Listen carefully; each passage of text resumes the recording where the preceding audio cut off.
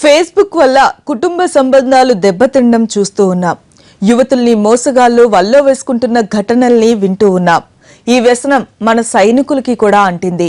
వాళ్ళు కూడా రహస్య సమాచారాన్ని పోస్ట్ చేస్తూ ఉండడంతో కేంద్ర హోంశాఖ సీరియస్ అయింది. ఇకపై సైనిక రహస్యాల్ని సోషల్ మీడియాలో పంచుకోవద్దని ఆదేశాలను జారీ చేసింది. కాస్త ఖాళీ దొరికితే చాలు ఫేస్బుక్, వాట్సాప్ ఓపెన్ చేయటం, ఫోటోలు పెట్టడం, లైక్లు, పోస్టులు, కామెంట్లు ఇప్పుడున్న జనరేషన్ కు అలవాటైపోయింది. ఇది సైన్యానికి కూడా పాకింది. వాళ్ళు కూడా వీలైనప్పుడల్లా వ్యక్తిగత వివరాల్ని, దేశ భద్రతకు సంబంధించిన అంశాల్ని పోస్ట్ చేసేస్తున్నారు. తమ అభిప్రాయాల్ని పంచుకుంటున్నారు. ఇటీవల ఛత్తీస్గఢ్ లో మావోయిస్టుల అణిచివేతకు ఉపయోగిస్తున్న మానవరహిత విమానాల ఫోటోల్ని పారామిలిటరీ బలగాలు సోషల్ సైట్లలో పోస్ట్ చేశాయి. ఫలితంగా మావోయిస్టులపై ఆపరేషన్ ఫెయిల్ అయ్యే పరిస్థితి వచ్చింది.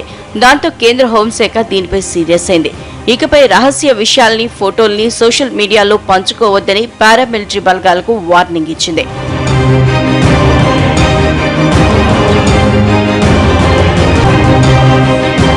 హోంశాఖ ఈ విషయంలో ఆలస్యంగానే స్పందించిందని చెప్పుకోవచ్చు. ఎందుకంటే ఇప్పటికే చాలా మంది సైనికులు, కమాండర్లు ఇష్టారాజ్యంగా సోషల్ సైట్లను వాడేసుకుంటున్నారు.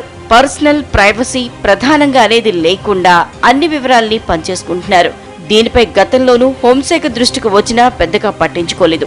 గతంలోనూ హైదరాబాద్ కు చెందిన ఓ సైనికుడు పాకిస్తానీ యువతి వల్లో పడి సైనిక రహస్యాల్ని ఫేస్బుక్ ద్వారా చేరవేశాడు.